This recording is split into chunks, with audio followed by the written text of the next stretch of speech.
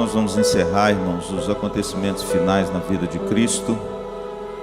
Nós vimos aí com o pastor Luciano, o primeiro deles foi a ceia. Foi lá que Jesus começou a sofrer as agruras da negação, da traição.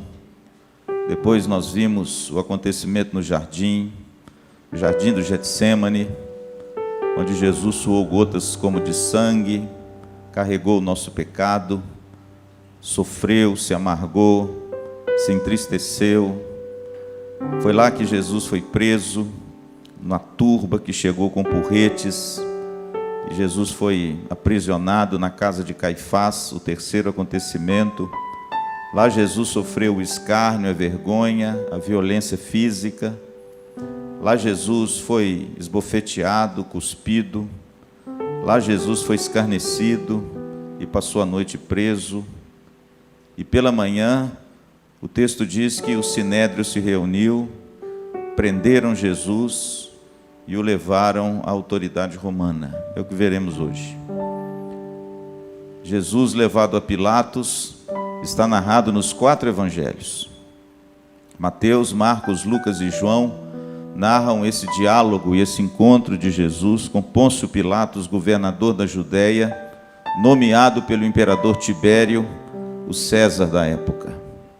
Pilatos morava em Cesareia Marítima, e todas as festas em Jerusalém, ele saía de Cesareia e ia para Jerusalém para participar das festas e ficar de olho no povo, para que nenhuma conturbação acontecesse.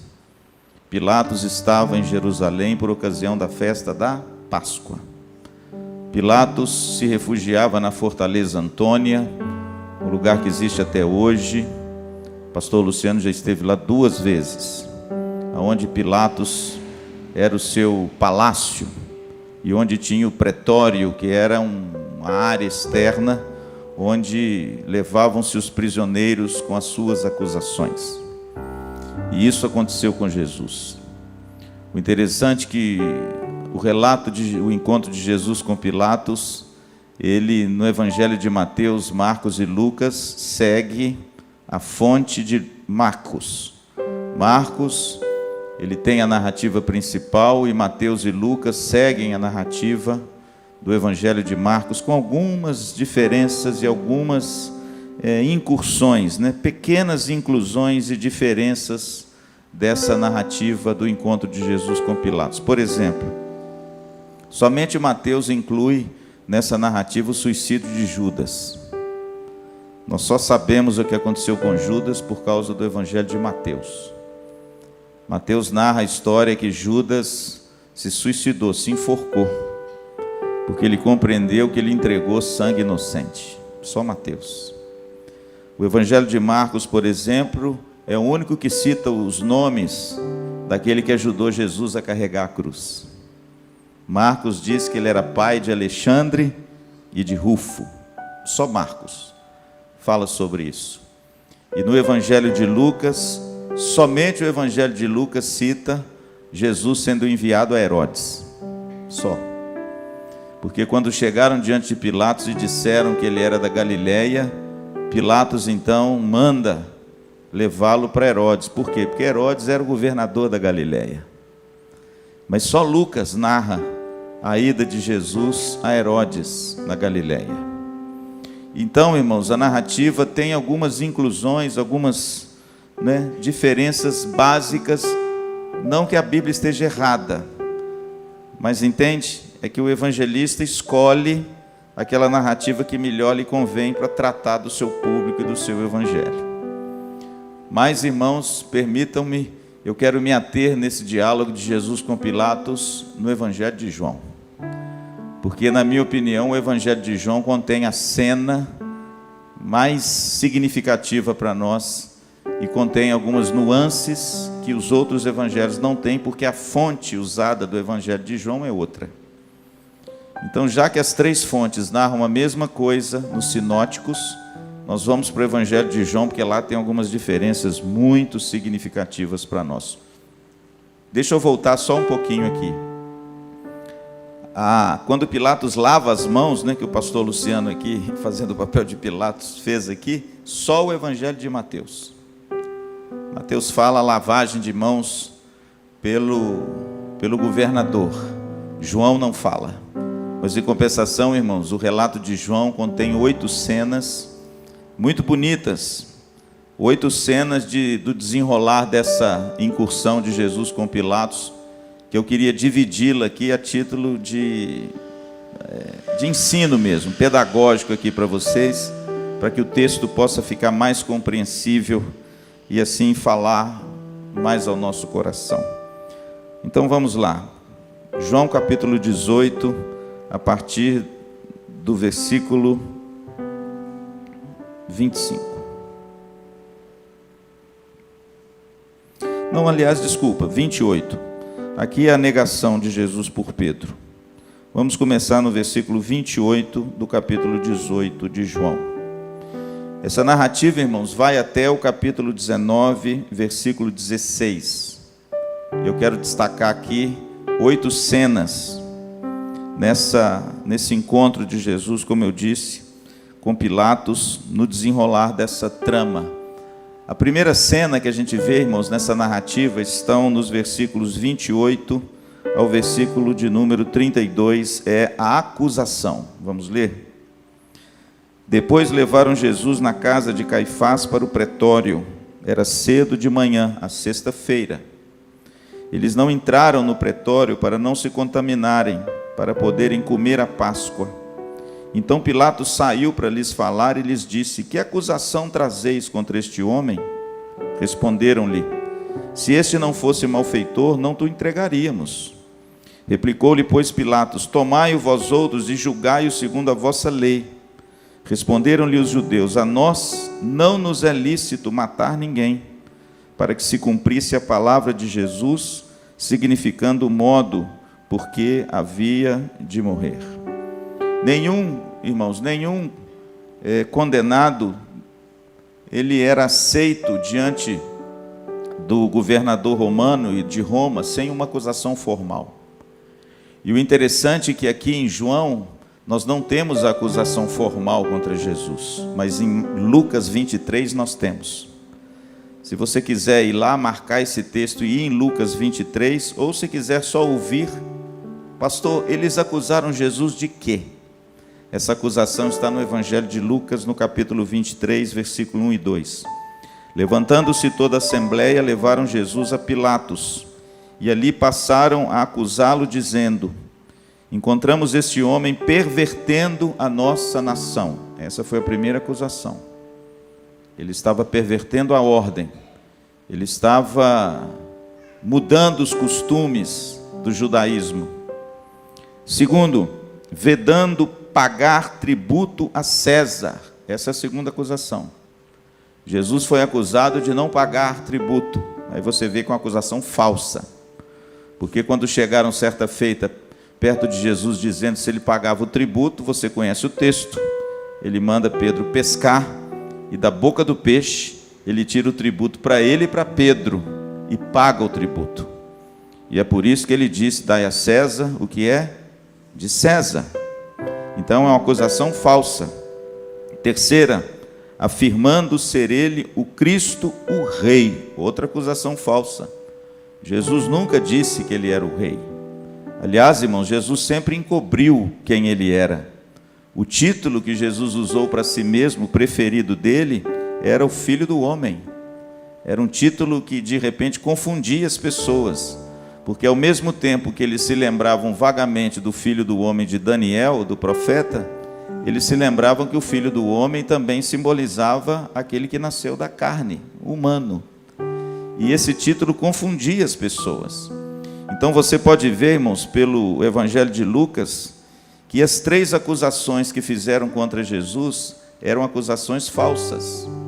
Ele nunca disse que era rei, ele nunca deixou de pagar tributo, e ele nunca perverteu a ordem. Pelo contrário, ele queria instaurar a verdadeira ordem e o verdadeiro reino de Deus.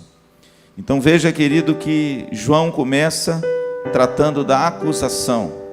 E Pilatos, no verso 29, como magistrado romano, ele faz a pergunta: que acusação trazeis contra este homem? Só que quando eles acusam Jesus dessas coisas, Pilatos então retruca dizendo: olha, é coisa da sua lei, trate vocês com esse homem, porque eu não vejo nele crime algum. E você vai ver nessa narrativa que em todo momento Pilatos tensionou libertar Jesus. Então a primeira cena é uma cena normal de alguém acusado diante de Roma. É a acusação formal. E as acusações que eles fizeram sobre Jesus eram acusações falsas. A segunda cena que a gente vê no encontro de Jesus com Pilatos é o primeiro interrogatório de Pilatos a Jesus Cristo. Versículo 33 a 38. Tornou Pilatos a entrar no pretório, chamou Jesus e perguntou-lhe: és tu o rei dos judeus? Porque se eles vieram com uma acusação de que ele se dizia rei, ele então pergunta a Jesus se ele era o rei dos judeus. Versículo 34. Respondeu Jesus: vem de ti mesmo esta pergunta, ou te disseram outros ao meu respeito? Replicou Pilatos: porventura sou judeu? A tua própria gente e os principais sacerdotes é que te entregaram a mim. Que fizeste? Agora veja, irmãos, que o Evangelho de João, ele tem uma peculiaridade diferente dos outros. O Evangelho de João tem uma ênfase muito grande em dois temas muito bonitos. Primeiro é o reino de Deus e segundo é a verdade.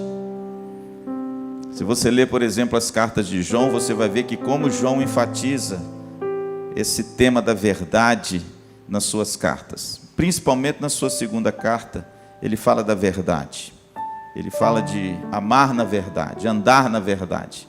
E aqui, irmãos, o diálogo, o primeiro interrogatório de Jesus com Pilatos, João enfatiza isso, a resposta de Jesus a Pilatos, só em João. Nenhum dos outros sinóticos existe esse interrogatório e esse texto. Só no Evangelho de João. A pergunta que eu faço antes de ler o texto é o seguinte: pastor, por que Jesus sabe de tantos pormenores desse diálogo e os outros sinóticos não? A resposta, irmãos, é simples. Jesus tinha conhecidos dentro da guarda pretoriana. Ele tinha conhecidos dentro do sacerdócio judeu. João era um homem que tinha um trânsito livre na casa do sacerdote. Tanto que Pedro entra no pátio porque João intercedeu por ele, para que ele entrasse. Porque João era conhecido do sumo sacerdote. E certamente, irmãos, essa narrativa de João é uma narrativa muito original. Por quê? Porque só ele tinha esses dados. E ele então escreve isso nos evangelhos. Veja a resposta de Jesus a Pilatos, verso 36. Quando ele pergunta: que fizeste? Verso 36, respondeu Jesus: o meu reino não é deste mundo. Se o meu reino fosse deste mundo, os meus ministros se empenhariam por mim, para que não fosse eu entregue aos judeus. Mas agora o meu reino não é daqui. Veja que a primeira resposta de Jesus, ele trata do reino de Deus. O reino de Deus, o que Jesus está dizendo é o seguinte: ele é já, mas ele ainda não é. Eu já inaugurei o reino, mas o reino ainda não está completo. O meu reino ainda não é deste mundo. E ele termina dizendo: mas agora o meu reino não é daqui. Por que Jesus diz isso? Porque chegará um dia que o reino dele será completo. E o reino dele também será aqui, na sua completude. E Jesus então dá essa resposta enigmática para Pilatos, irmãos, que para um romano, ele não entendeu muito bem a resposta de Jesus, porque ele pensava num reino terreno. E Jesus estava falando de um reino diferente. Jesus estava falando do reino de Deus. Versículo 37. Então lhe disse Pilatos: logo tu és rei. Enquanto Jesus pensava no escopo espiritual do reino de Deus, Pilatos pensava no escopo terreno. Por quê? Porque ele tinha receio que Jesus fosse realmente um usurpador do reino que pertencia a César. Então ele pergunta: logo tu és rei? Respondeu Jesus: tu dizes que sou rei.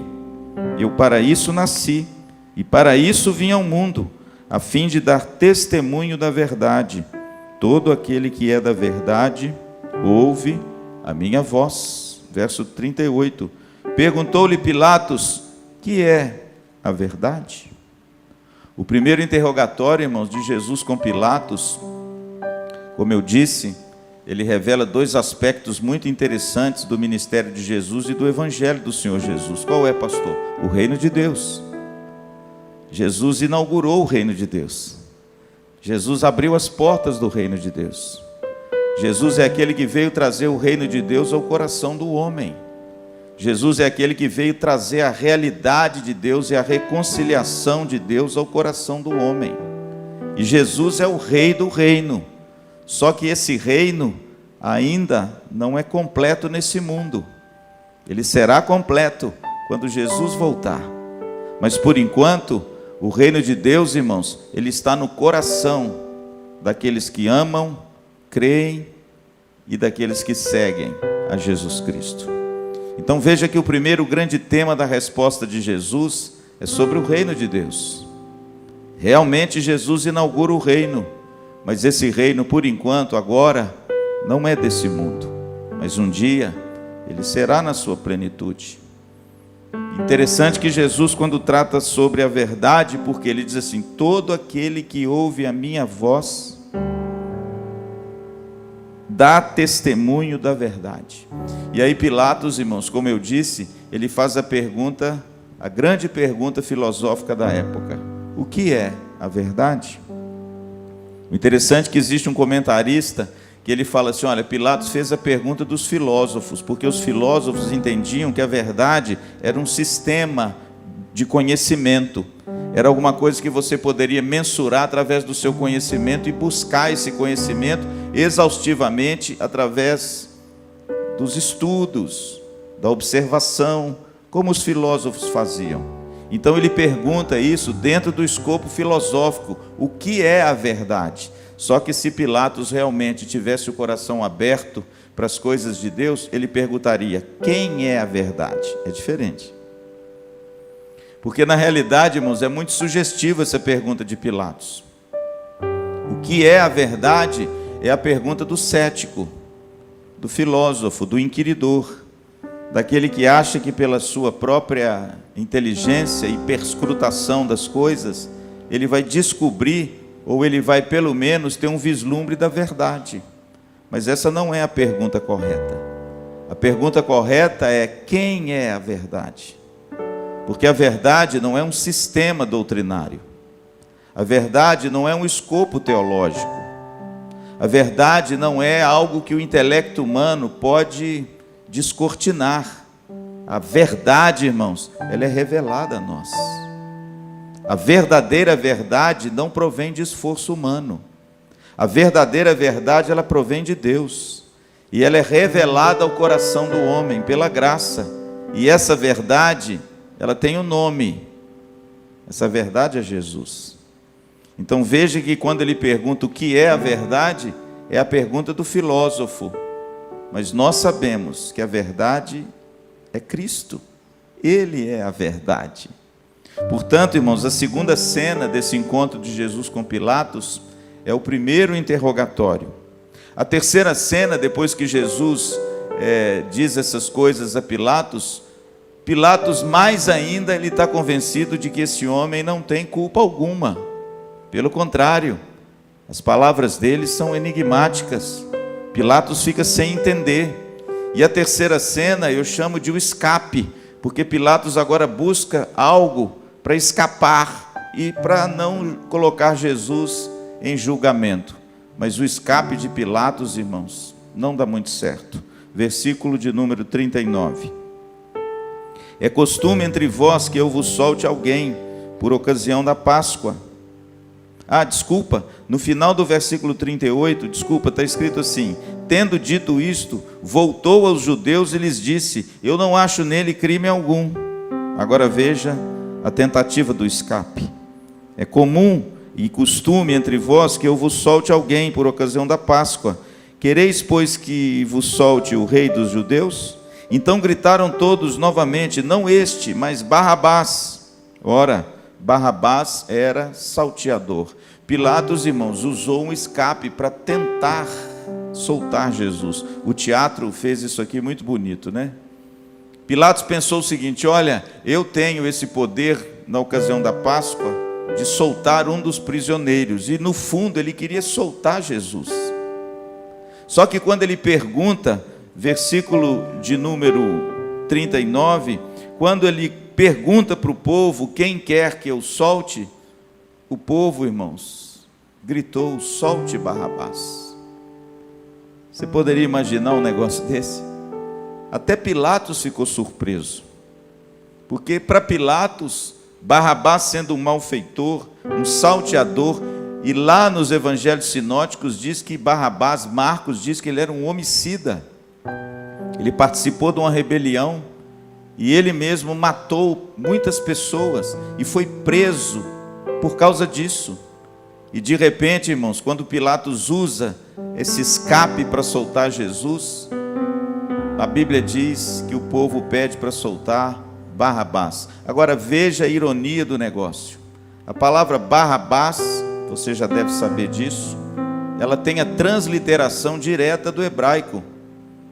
Bar significa filho, Abas significa pai, Bar-Abas significa filho do pai.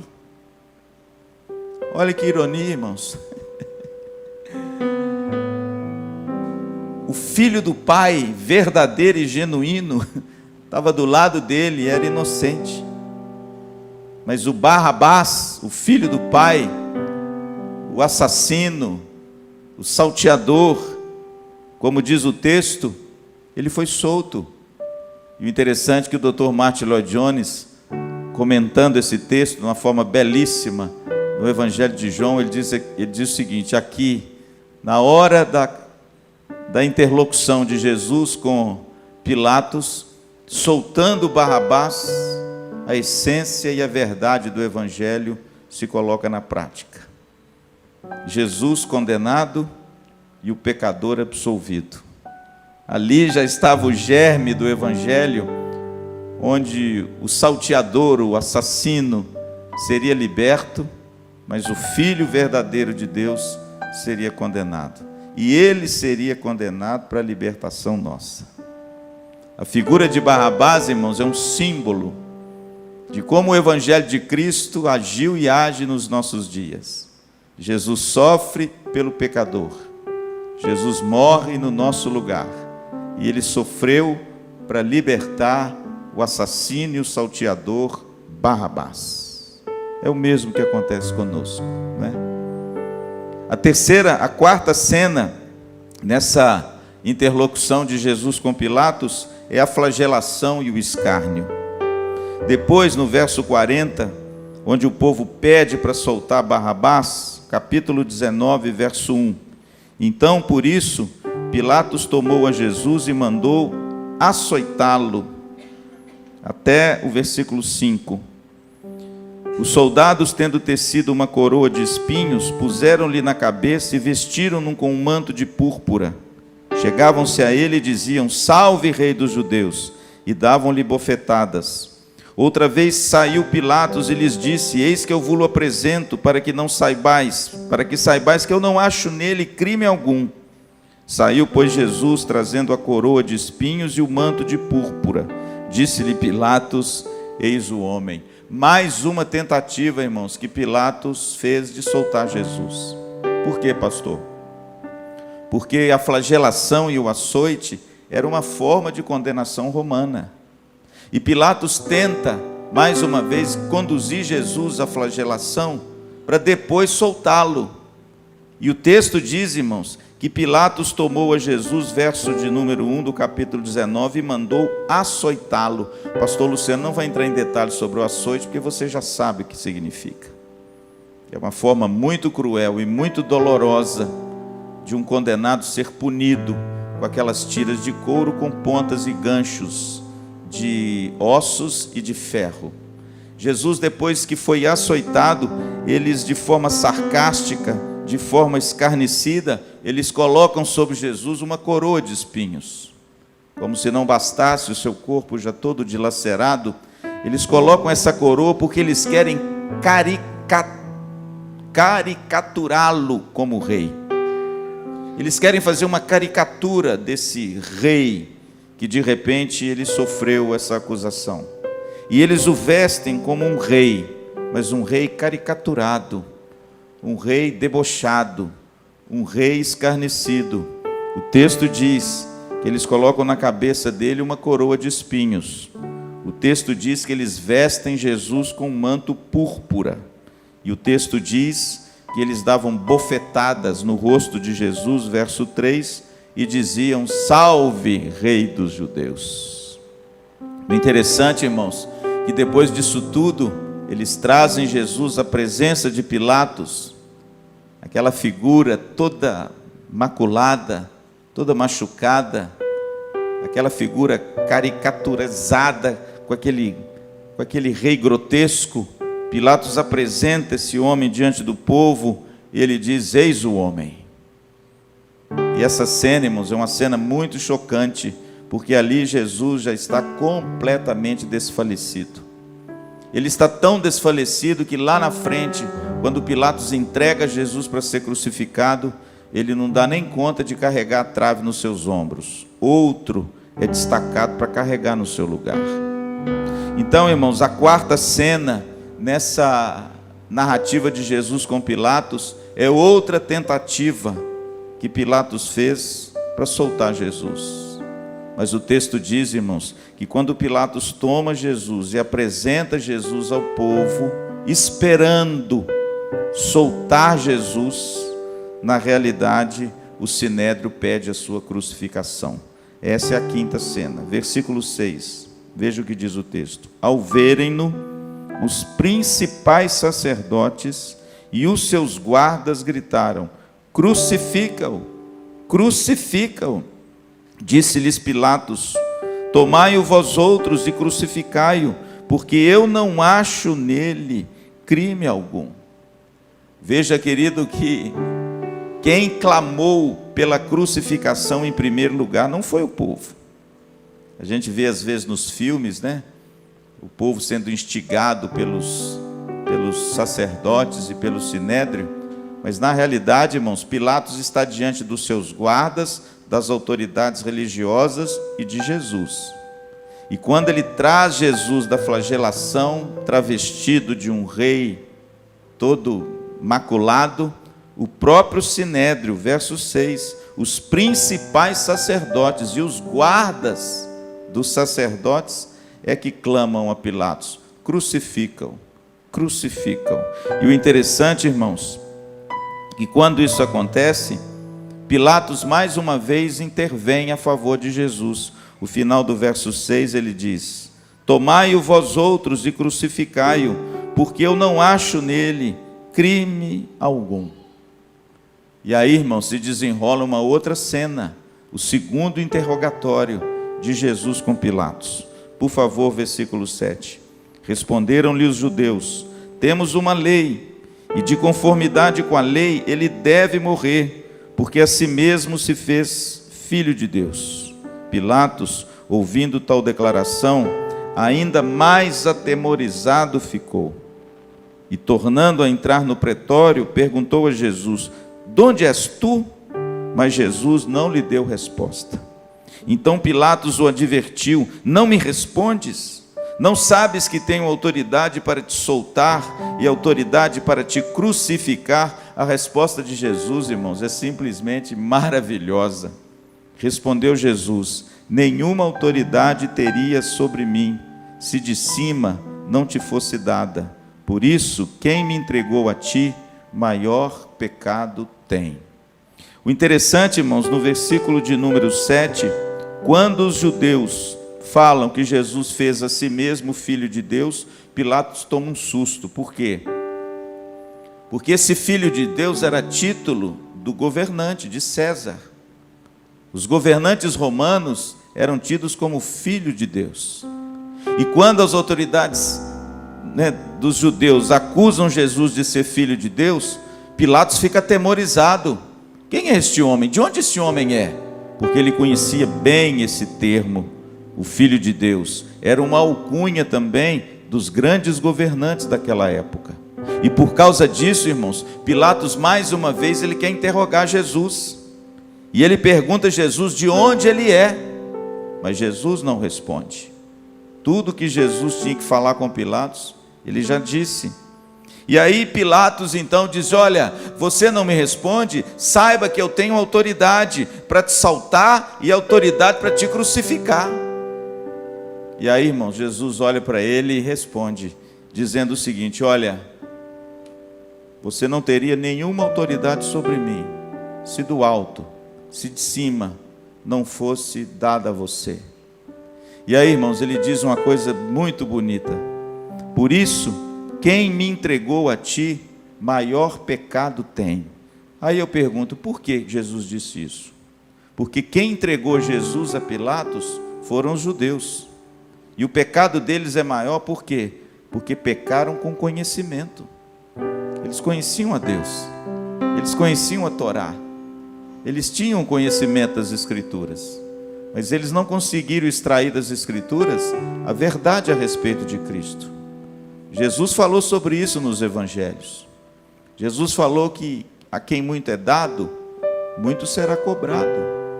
E aqui, irmãos, a resposta de Jesus tem a ver com a responsabilidade que nós temos segundo a luz que recebemos.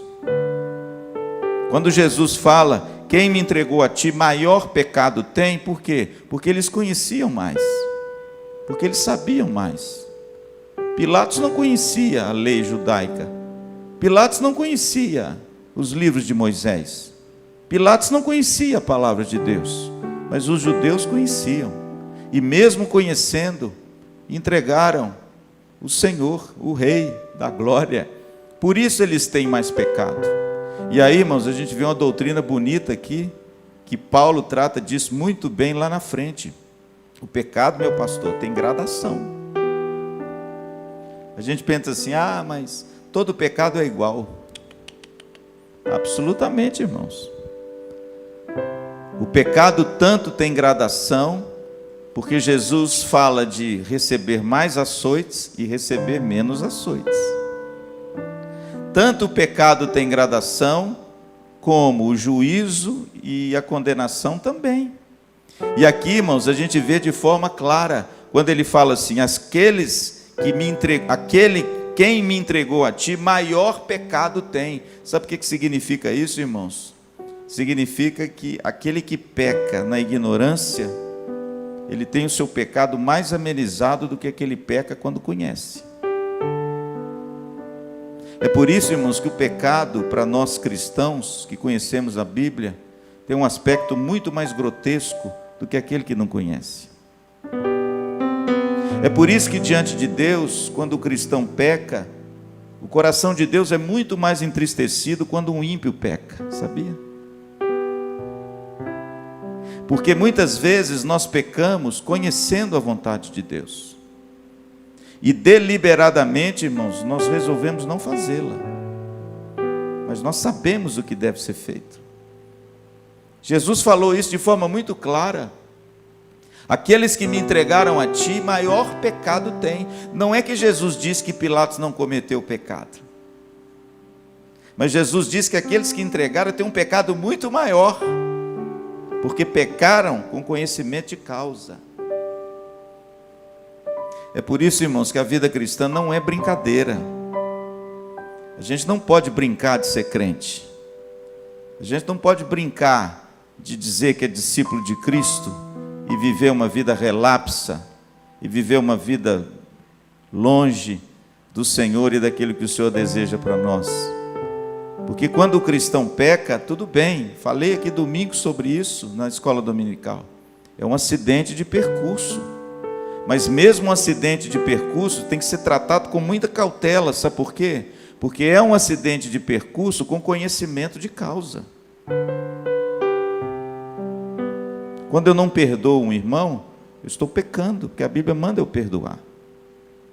E eu peco conhecendo a palavra de Deus. Quando eu me envolvo numa circunstância, às vezes que a Bíblia condena, eu peco com conhecimento de causa, porque eu sei que eu não posso fazer isso. E Jesus diz isso, irmãos, para Pilatos naquele momento tão doloroso. Ele ainda mostra para Pilatos que os judeus que o entregaram a Pilatos têm uma responsabilidade diante de Deus muito maior. A quem muito é dado, muito será cobrado. Por isso, irmãos, nós temos que levar uma vida na presença do nosso Deus. Nós temos que andar próximo de Cristo. E temos que tomar muito cuidado para não brincar com o pecado. Porque quando nós pecamos, muitas vezes pecamos com conhecimento de causa. E a responsabilidade, irmãos, é muito maior. E às vezes o juiz de Deus também.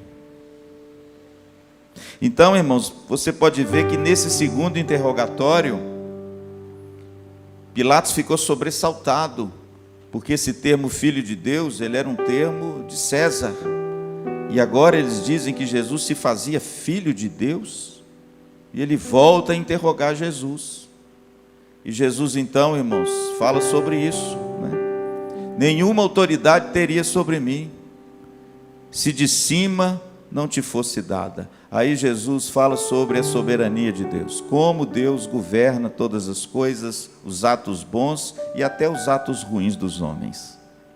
Como Deus governa as circunstâncias que nós muitas vezes achamos injustas, mas todas elas servem ao propósito de Deus e à soberania de Deus. A sexta cena do encontro de Jesus com Pilatos é o segundo interrogatório. Jesus foi interrogado a primeira vez, Jesus agora é interrogado pela segunda vez. E aí advém a sétima cena, como Pilatos agora transige, ou seja, cede aquilo que ele queria fazer, mas por causa de interesses de poder, de política, ele então cede aquilo que ele desejava fazer, que era soltar Jesus. Versículo 12. A partir deste momento, Pilatos procurava soltá-lo, mas os judeus clamavam: se soltas a este, não és amigo de César.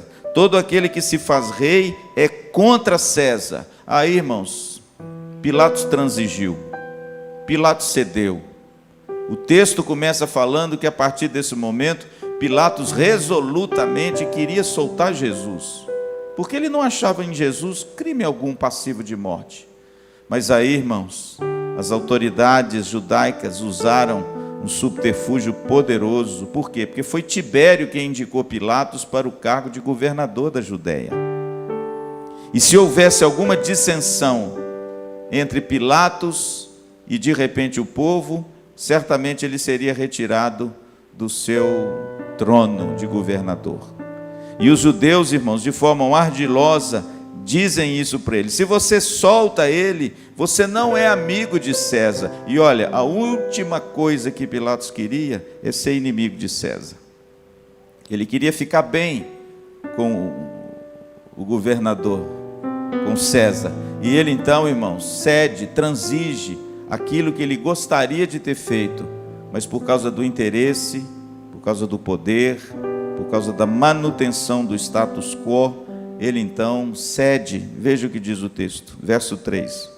Ouvindo Pilatos estas palavras, trouxe Jesus para fora e sentou-se no tribunal, no lugar chamado Pavimento, no hebraico Gábata.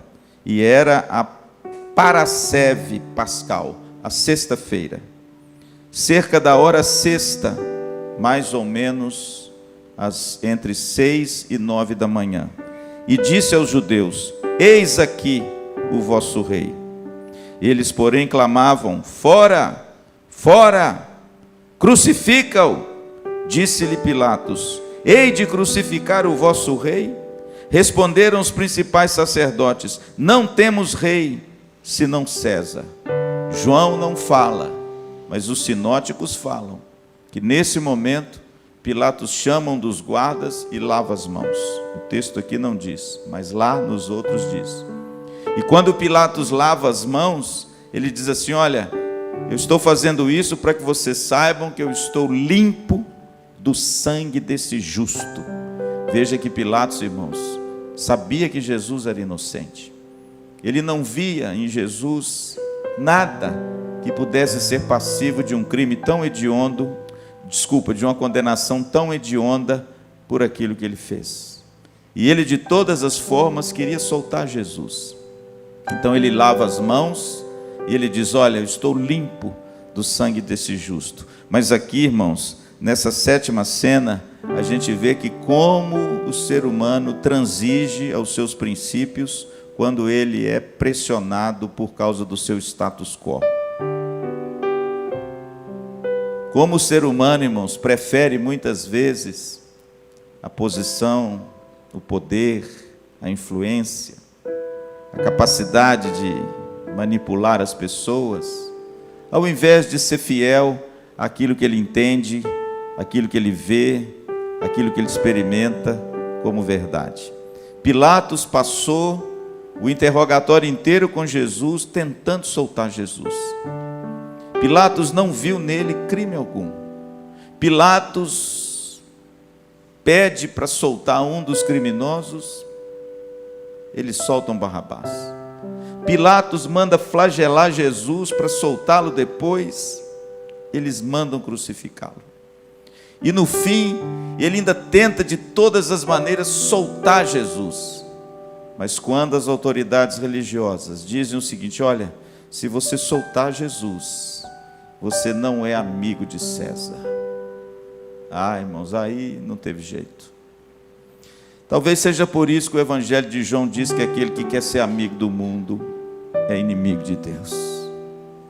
Que aquele que de repente, irmãos, troca a sua primogenitura por um prato de lentilhas, ele de repente abre mão de algo glorioso em troca de uma posição e de um status momentâneo. Pilatos fez isso. Pilatos, irmãos, apesar de compreender que Jesus não tinha feito nada à luz do Império Romano, ele cede, ele transige aquilo que ele entendia como verdade, para que de repente ele mantivesse a sua posição de governador. E aquela história, né, irmãos? Muitas vezes nós vivemos nesse mundo e às vezes somos pressionados a tomar uma atitude, uma postura, uma palavra, uma reação que o mundo deseja que a gente tome, às vezes às custas até do nosso emprego, né? Da nossa posição, do nosso reconhecimento diante dos homens, do nosso aplauso diante dos homens. Pilatos cedeu, irmãos. Pilatos transigiu. Pilatos, na realidade, ele cedeu ao apelo do poder. Amigo de César, ele não podia ser inimigo desse homem de jeito nenhum, porque se ele fosse inimigo de César, César tiraria dele o trono do governo da Judéia e de repente ele seria um Zé Ninguém. Ele estaria na derrocada diante do Império Romano, mas ele quis manter, entende, irmãos, a sua posição, o seu poder, a sua influência. Eu fico imaginando, irmãos, quantas pessoas hoje cedem à pressão do mundo e às vezes negam a Cristo, transigem princípios, traem valores, porque querem manter o seu status quo, não é? Eu fico imaginando, irmãos, são tantas pressões nesse mundo, né? São tantas coisas erradas que o mundo arquiteta para a gente ter sempre um jeitinho para ganhar vantagem. Quão difícil é, irmãos, você se manter fiel a Cristo e não transigir a sua fé e os seus valores em troca de manter uma posição, um lugar, talvez onde Deus te colocou. Pilatos, irmãos, ele foi fraco. Ele fez o que Esaú fez com Jacó. Chegou cansado de uma caçada. Jacó prepara um feijão gostoso, amigo, coloca lá uns torresminhos no feijão, e quando Esaú chega cansado, ele cozinha aquele prato saboroso, oferece ao seu irmão, e quando o seu irmão chega, ele diz: olha, dá-me desse prato para comer. Aí Jacó vira para ele e fala assim: só dou se você me vender o direito de primogenitura. Jacó, irmãos, arquitetou um plano para pegar o direito de primogenitura de Esaú, porque Esaú era o irmão mais velho, nasceu primeiro. Pastor, qual eram os direitos de um irmão mais velho? Primeiro, quando o pai morresse, ele seria o chefe da clã, o chefe de toda a família, de todos os serviçais da família. Segundo, ele ganhava a porção dobrada de tudo que o pai tinha. Hoje não, né? Hoje, quando o pai morre, se o pai não dividir certinho para os irmãos, dá uma briga, meu pastor. Está até morte. Mas naquele tempo não, irmãos. Naquele tempo o primogênito, além dele receber o nome da família, ser o chefe patriarcal de toda a família, de todos os servos do seu pai, ele recebia porção dobrada. Quando Jacó faz o cozinhado e entrega para Esaú, ele diz: olha, eu só te dou isso aqui se você vender o meu direito de primogenitura. Sabe o que ele fala? De que me serve isso? Isso não me serve para nada. E a Bíblia diz, irmãos, que ele desdenha dessa bênção maravilhosa que ele tinha e troca o precioso pelo vil. E naquele momento, irmãos, o seu prazer foi saciado, ele come daquele cozinhado maravilhoso, mas em compensação, irmãos, ele perde aquilo que ele tinha de mais precioso. O interessante é que Pilatos, de certa feita, ele estava diante da verdade, diante de Cristo, e ele preferiu César. Ele preferiu ser amigo de César do que amigo de Cristo. Ele transigiu os seus princípios. Ele abriu mão, de repente, de tudo, para que ele pudesse manter a posição que ele tinha. Muito cuidado, viu, meu irmão? Cuidado numa sociedade que quase sempre ela lança dardos em mim e em você para a gente negar a nossa fé, abrir concessões na nossa fé, abrir buracos na nossa fé. E aí, aos poucos, a gente vai transigindo. Quando a gente assusta, nós somos amigos de César e inimigos de Deus.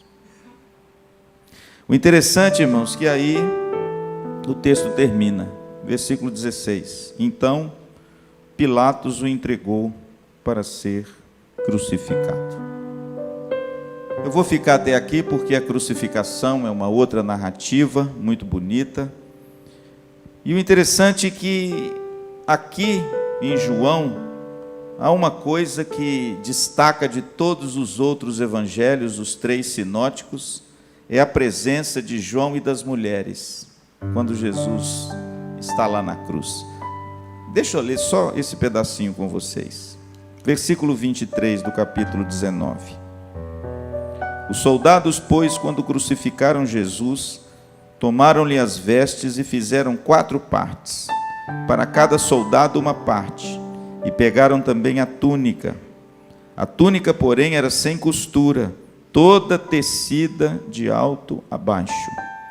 Disseram, pois, uns aos outros: não a rasguemos, mas lancemos sorte sobre ela para ver a quem caberá, para se cumprir a Escritura. Repartiram entre si as minhas vestes, e sobre a minha túnica lançaram sortes. Isso está lá no Salmo 22. Assim, pois, o fizeram os soldados. Agora preste atenção nessa narrativa tão bonita e tão peculiar de João. E junto à cruz estavam a mãe de Jesus e a irmã dela, e Maria, mulher de Clopas. Quem que é Clopas? Irmão de José. E Maria Madalena. Vendo Jesus, sua mãe. Agora você vê por que essa narrativa em João é tão diferente das outras e por que tem tantos pormenores aqui. Vendo Jesus, sua mãe, e junto a ela o discípulo amado disse: mulher, eis aí o teu filho. Depois disse ao discípulo: eis aí a tua mãe. Dessa hora em diante, o discípulo a tomou para casa. Veja, querido, que a narrativa de Pilatos, da crucificação no Evangelho de João, é uma narrativa muito singular. Por quê? Porque ele foi testemunha ocular. Ele viu esses fatos. Ele foi o caminho do Gólgota junto com a procissão. E quando Jesus foi elevado naquele madeiro com 2 ladrões, ele foi testemunha ocular. Ele, algumas mulheres e a mãe de Jesus. E aqui acontece um fato muito bonito. Quando Jesus olha para Maria e diz: mulher, você pode ver que não é um tratamento, um tratamento de desdém. É um tratamento carinhoso. É como se ele falasse assim: mãe, porque naquele tempo, mulher, eis aí o teu filho. E ele olha para o discípulo e diz: eis aí a tua mãe. E a partir desse momento,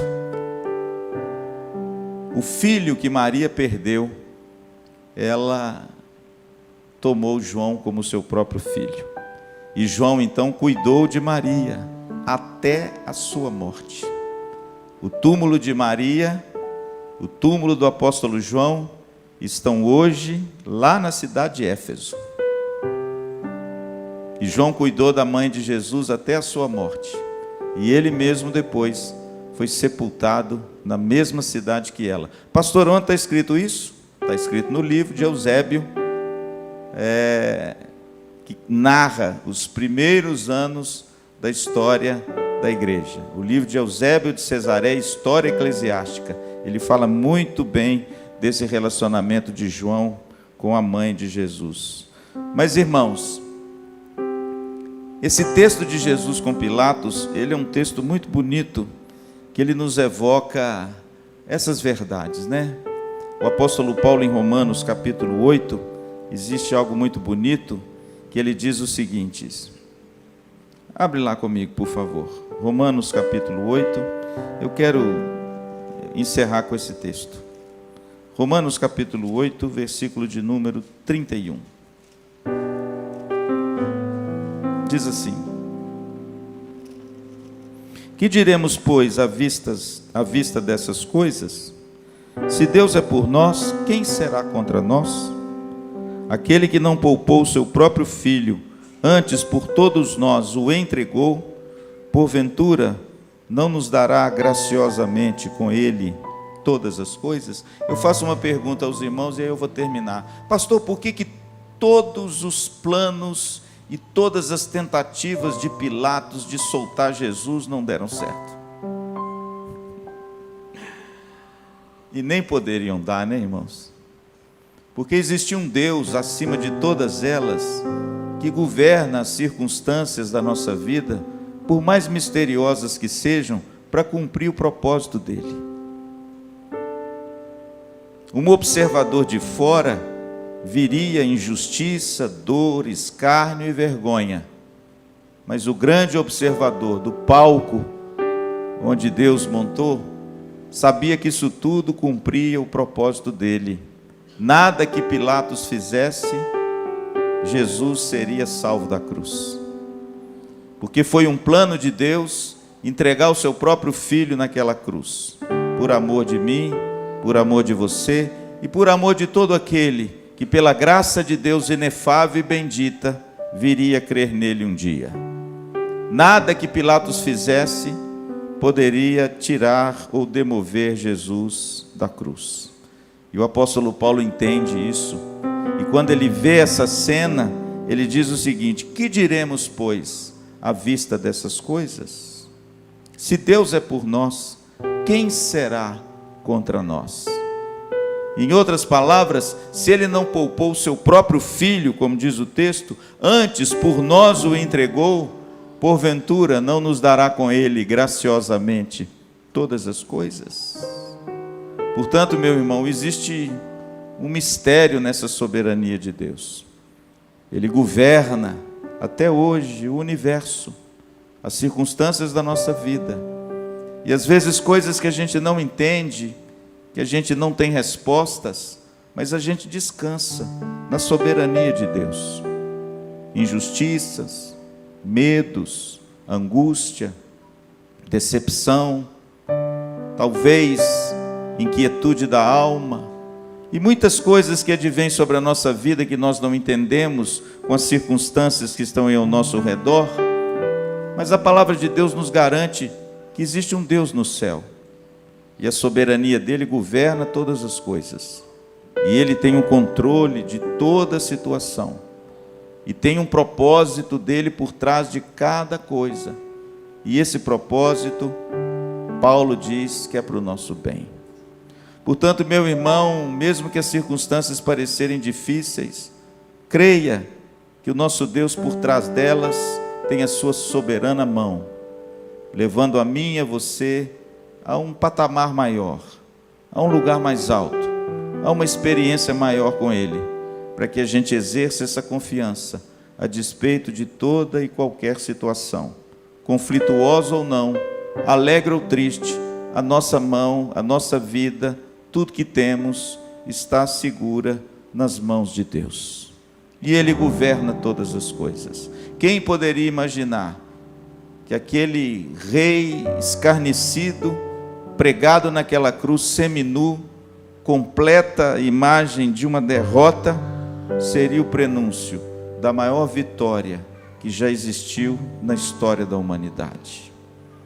Quem poderia imaginar que daquele incidente tão terrível estaria a minha redenção, a sua redenção e a redenção de toda a humanidade que cresce nele? Portanto, meu amado, descanse o seu coração, não se aflija.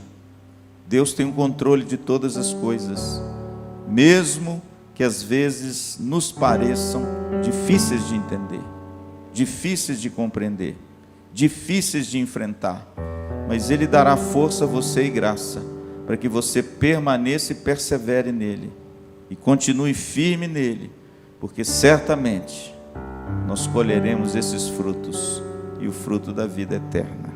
Amém?